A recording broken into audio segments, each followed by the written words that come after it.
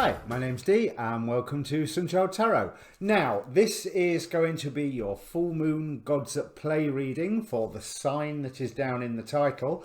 It's a bulk introduction as ever. There will be a timestamp down below, but stick with it this time, at least the first time, because there's some good information I've pulled together, I believe.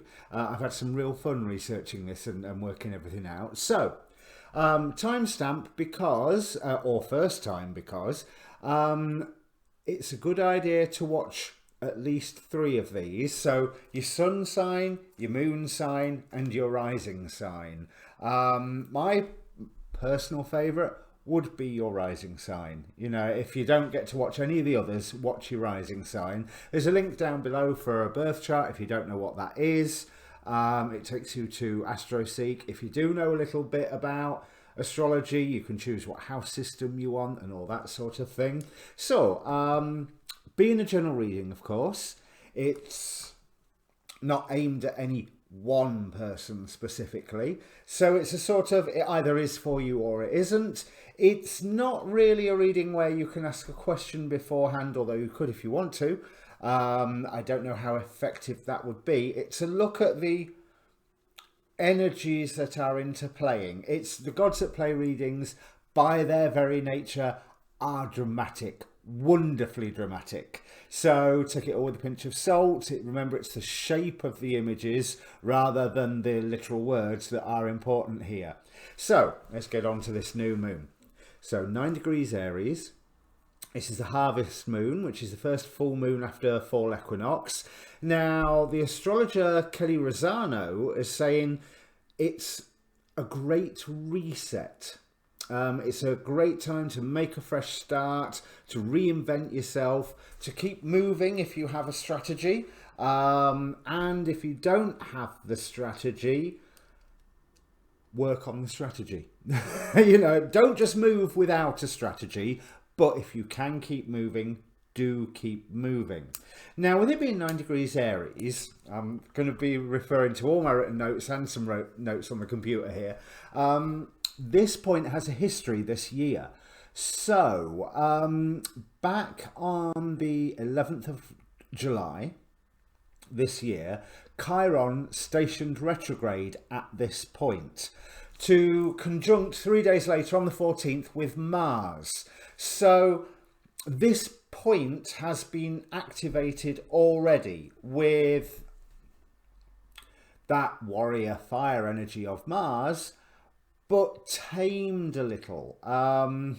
Tamed is probably the wrong word, but in the act of receiving instruction. Now, Chiron, a lot of people remember that he's the wounded healer, that he has the wound that will not heal.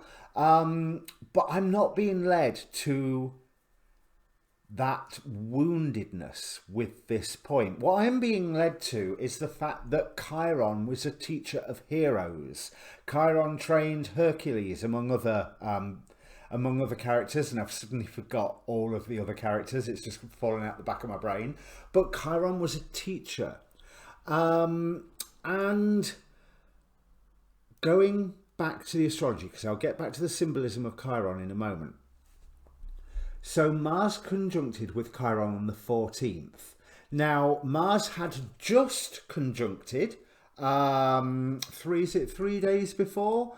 No, as Chiron stationed retrograde on the 11th here at 9 degrees, the moon conjuncted Mars. Now, the moon had been a busy boy. From the 5th of July, he had been conjuncting with Jupiter and Pluto, then on the 6th, Saturn, and he delivered all of that information to Mars on the 6th via the means of a sextile, you know, which is it's a modern aspect.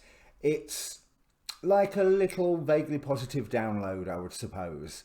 Then the moon conjuncted with Neptune on the 10th and took all that ocean energy straight to Mars on the 11th, which Mars then took, you know, obviously quite possibly reeling and, you know, having that comic moment of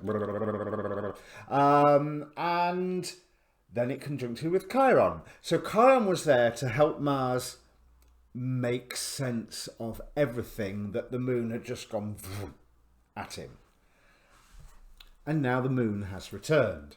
I mean, obviously it returns every month, but now the moon has really returned in the terms of this harvest moon, full moon. So I'm really seeing that there has been a period where we have been able to make sense maybe of wounds, or make sense of our path forward, and things that you started around the middle of July, so 11th, 14th, all that sort of area onwards, can be coming to a culmination of sorts with this full moon. Now, that's just a culmination, not the culmination. So it's not like a final conclusion. It's you're going to be reaching towards a high point, a potentially healing high point, but as a result of everything that you have learned and things that you set into motion back in July. Now, the symbols back this up somewhat. Let me get through to this. Here we go. Now, the Chandra symbol is the roots of a tree entwined around the statue of a nude woman.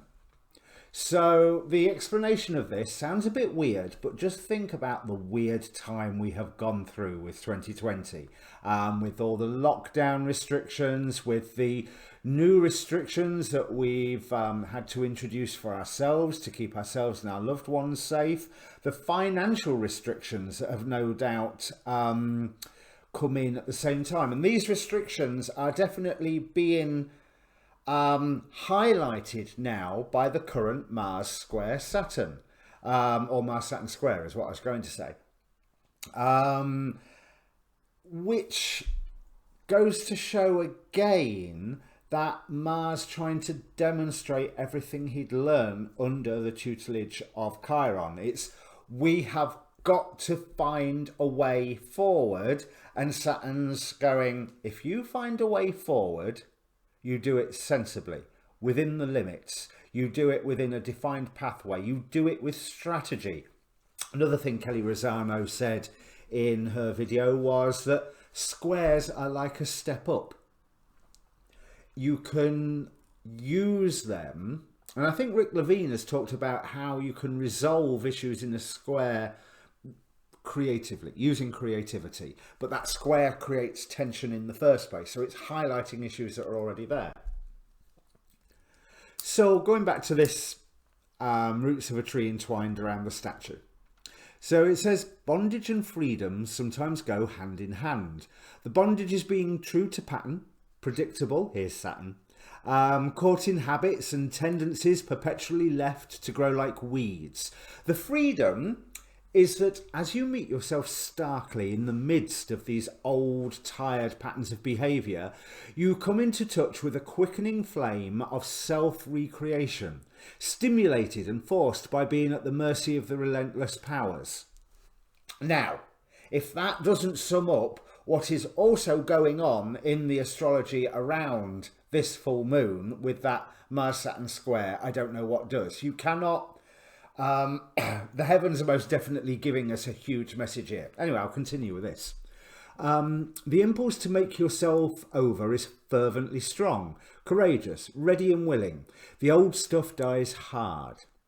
You are therefore engaged in a pitched battle of a protracted kind between retrogressive and progressive ideals, impulses and desires.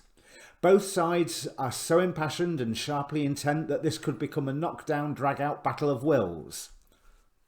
Now, if that doesn't reflect the politics as well as our own internal struggle at the moment, I don't know what does.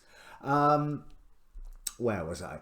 The atavistic backward-leaning will feel immune to change. The visionary forward-thrusting will feel moved by evolutionary forces to never give up. Eventually, the future prevails over the past, but not before scars and multiple traumas mark the spot of fighting for your life against an implacable inward enemy who knows it will lose and fights all the harder accordingly. I hadn't read that right through to the end. That doesn't bode well for the election, does it? So, moving on. Another thing is the Omega symbol. Again, I'm reading Aries 10 because this full moon is at 9 degrees and 8 minutes of Aries, therefore it's in the 10th degree. So in many different places, a man keeps seeing the same number. It's talking about interacting and being inspired. Now there will have been over this period, I mean, there is over any period, but over this period especially, certainly under the tutelage of Chiron, there will have been certain things which will have appeared again and again and again. And with all the circumstances that we've had recently, we're pretty much forced to look at it. Just as Saturn is now stationing direct, turning to face Mars as it goes in that square to it, and Saturn is like this, look here, this, those things that you cannot resist, those things that you cannot ignore. And when I say you can't resist, I don't mean like chocolates, I mean like a wall. You cannot resist a wall if you run into it, you know. This so it's definitely highlighting those limitations that we're going to face, and how we are going to be able to change ourselves to overcome those limitations. Now, presiding over this degree is the angel Eladia, who the phrase I have here is looks can kill, protection from the evil eye and divine grace. But so I investigated Eladia a little further, and as a guardian angel, where she is, I think, is it the first half of the second decan of second half of the second decan of Taurus, but she also presides over 9 degrees Aries, 21 degrees Gemini, and my database isn't built up any further than that. There will be another 3 points that she presides over. Now, Eladia symbolises tolerance and clarity of mind, giving you inspiration to succeed in your endeavours, as well as helping in restoring your morale. He also brings you healing and forgiveness for your faults. What is really interesting is that of the charisms he rules over, it's interpretation. It's how to interact and how to perceive the world around you. Now, you can ask Eladia to bring you divine grace so that your faults may be forgiven, but that's also a process of, to do that, you need to have recognised your faults in the first place, and then to have them forgiven, you also have to make sure that you are not making the same faults again and again and again and again. So there's that whole rebirth element going on once more. So here I've got Guardian Angel Eladia provides tolerance, mental clarity, forgiveness, healing of illnesses, recognition of your mistakes. So Eladia will help you recognize where the mistakes, and that's a good thing, because if you think this Mars square Saturn, it's Mars retrograde, we are reviewing what we have already set into motion, and then as Mars goes direct again, we get to do it again, but properly. Eladia offers a sense of freedom from your past and helps instill a sense of morality. I'll just leave that one there because that's too much of a hot topic there. But within the Goetia, the by day, let me see. This degree is ruled by Baal by day and Phoenix by night. Now, Phoenix is depicted as a phoenix. So again, we've got that symbol of rebirth, and he's a great Marquis of Hell, has 20 legions of demons under his command, but he teaches all wonderful sciences and is an excellent poet and tends to be very obedient to those who summon him. Now, he does hope to return to heaven after 1200 years, but it is noted that he is deceived in this hope, and it's definitely been 1200 years since Solomon helped conjure him to help build his temple.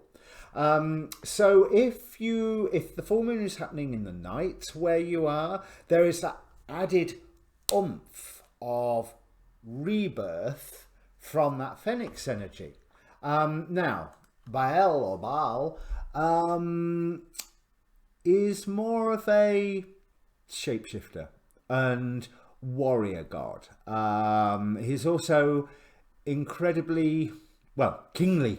Basically, he's one of the 9 kings of Goetia, and he presides over solstices, fire festivals, gives aid in astral projection, shapeshifting within dreams, and is also helps with the reconciliation of friends, which might be a really useful tool. And that could be a step on your using that square to climb up, because Tempers Afraid this year, understandably, if there's anyone that you need to make up with, and the full moon is in the day where you are. I mean, I remember last week there was some astrological conjunction or other, well, aspect or other, that was also helping with this whole reconciliation idea. So that energy is obviously still with us by Baal being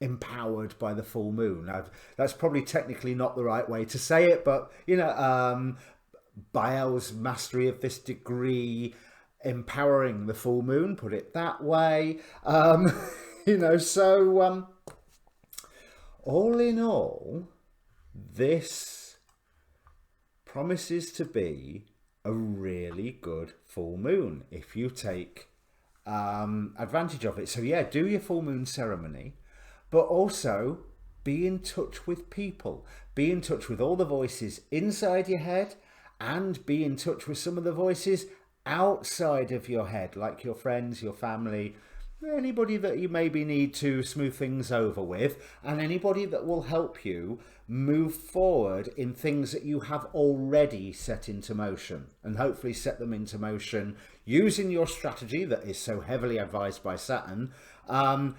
And you set it into motion before Mars turned retrograde. Now's not a good time to start new things. If you haven't got a new thing that you have started, then plan, strategize. You can move forward once you have your plan and your strategy.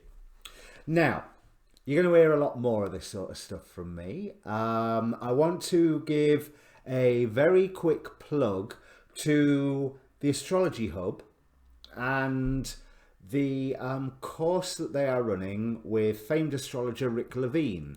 That starts next Sunday, 4th of October.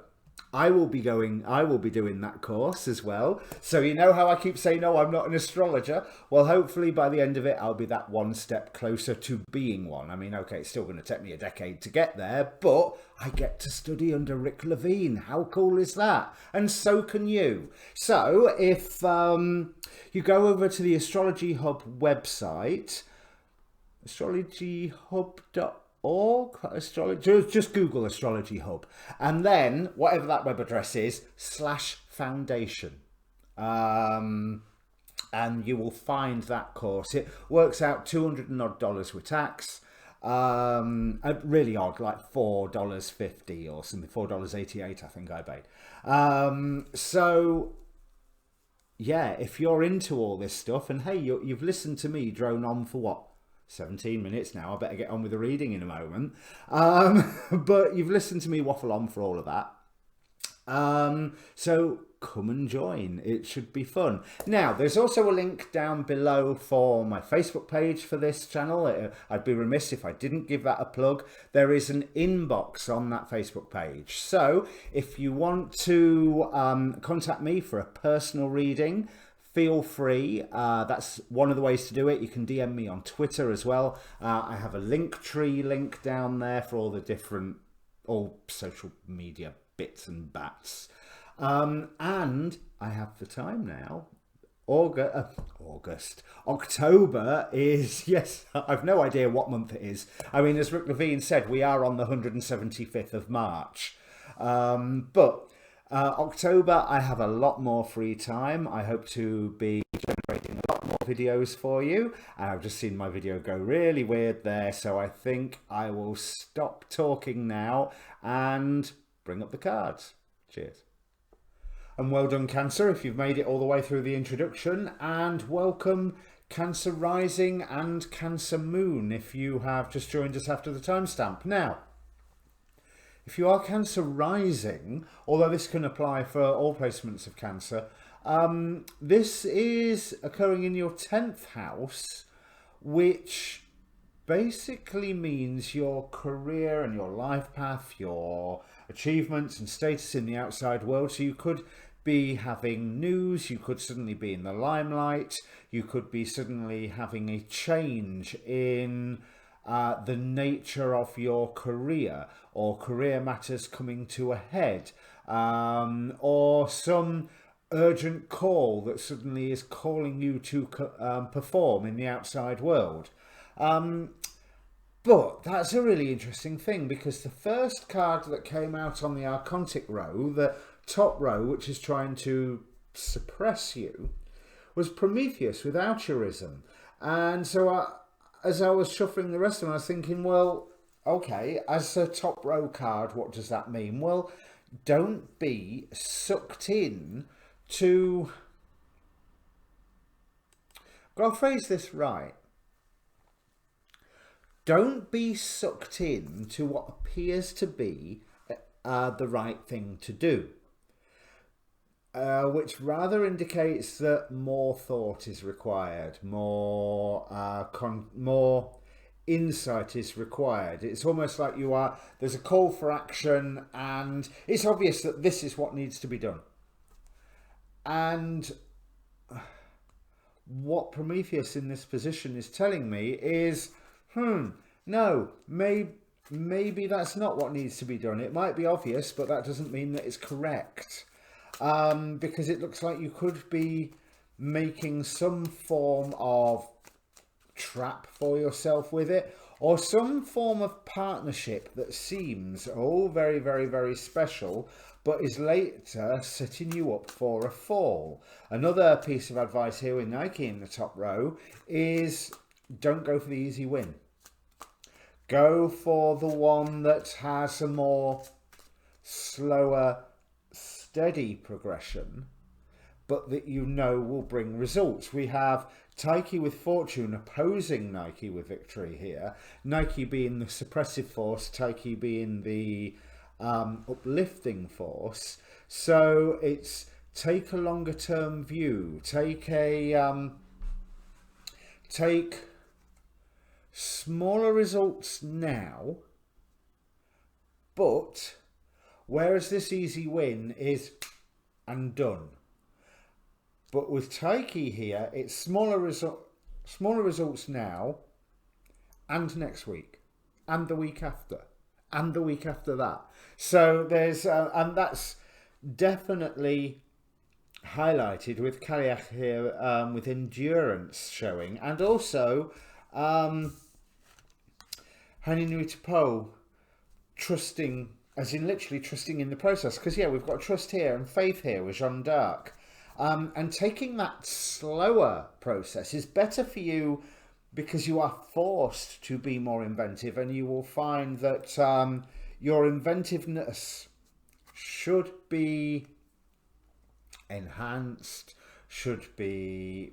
will be called into, certainly be called into use, but also should be enhanced and just have that little bit extra gas, you know, just to really throw forward. So what is obvious to do because it's the right thing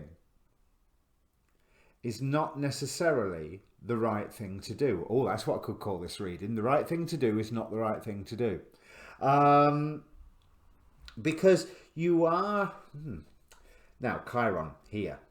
One thing I didn't mention in the introduction, even though I was waffling on about Chiron, is that the full moon itself is conjunct with Chiron as well. So the presence of Chiron here as the uplifting force, there's so much here. By not going for the quick win and not going for an instant union that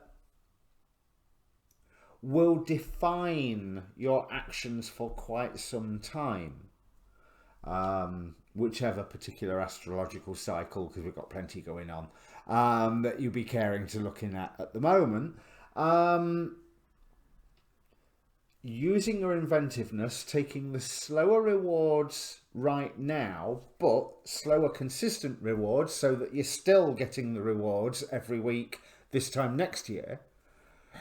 Promote some form of healing for you. Also, the presence of Chiron here indicates that you are receiving instruction, whether that is from a person or simply from the circumstance, simply from the act of being inventive, of not doing the immediate right thing to do. Because, like I say, I feel like it sets you up for a fall. It looks great, looks lovely, looks wonderful, but it's going to set you up for a fall. And it's maybe not the most loving or self-loving approach to take. We've got Jeliel here from the Oracle of Heaven and Hell, opposed on the card by Agares, representing immorality.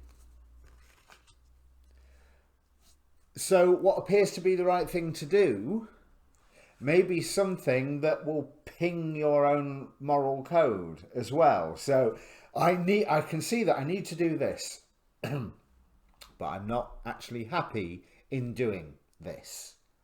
And if you're not happy in doing it, don't do it. There's a reason your senses are saying do not do this. Right, let's see what the tarot have got to add to this. But that's a pretty consents.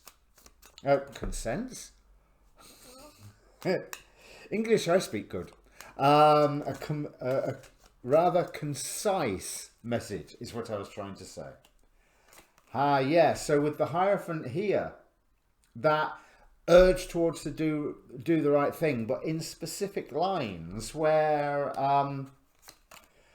so where it promises some form of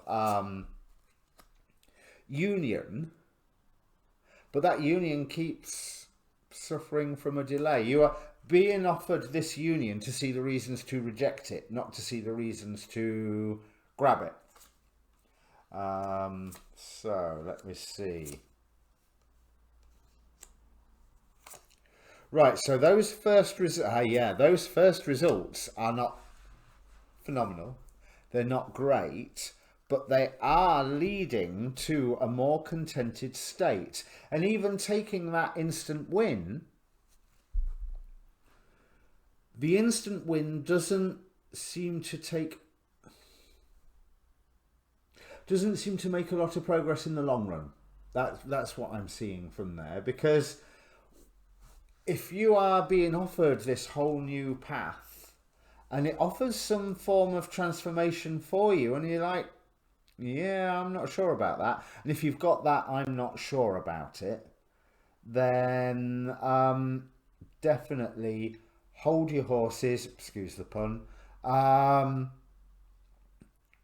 and find another way, a way that is more longer term, a way that you are sowing the seeds for a harvest. But it is something also, as Kaliak here implies with the Seven of Pentacles, something that will take quite a bit of work for tending. It's not that you're going to be doing the same thing again and again. This isn't the Eight of Pentacles, but it is something that you're going to have to keep monitoring. And it's definitely taking the hard road, because Five of Pentacles here, Eight of Cups here. So Eight of Cups with Taiki. Right, I get it. Because the victory that you are offered immediately, that quick victory, that immediate right thing to do through the traditional methods, is something that you will soon find yourself going, was it worth it? Really, was it worth it? Whereas you take that slower approach, it's almost something by here. You see that you put the work in now and tend it like, think of, oh, this is probably not the best analogy, but think of the lifespan of a child. Up to the age of, say, 14, you want to make sure the child is with an adult all the time because they're a child. Once they hit their teenage years, you can give them that little bit of independence and hopefully trust them on their own to simply look after themselves and keep themselves fully functioning and, not burn the house down if you have to nip to the shops for half an hour. And this is what I feel for going with Taiki. It's not that he is walking away from his dreams, although I'm getting that vibe linking it with this top Victory and Cup card. It's that once they are up and running, he can walk away and do something else and then come back to them and they will still be there. But this is a slow burner, like, say, here's a better analogy, setting up a stream of passive income. Lot of work at the start, a hell of a lot. Get your systems in place, get your, you learn the tech, you get the suppliers, you get the order system up and running, you build your email list, your customer list, whatever. But after a while, it can pretty much almost run itself once you've ironed out all the kinks. And here is a process of starting something where I would assume with this card, there are a few kinks to work out, but it works out okay. Okay, so, like I say, the message of this is do not get sucked into doing the right thing. Or the most immediately visible right thing. But that's a good catchy headline, eh? Right, so your monthlies will be out in the first few days of October. They're not going to hit the first because obviously I'm doing these. If this reading meant anything to you, please do comment down below because it's always nice to hear and to get a picture of who it is I'm reading for, because this reading will not apply to everybody, but the people who it does apply to will know. Right, have fun. Cheers.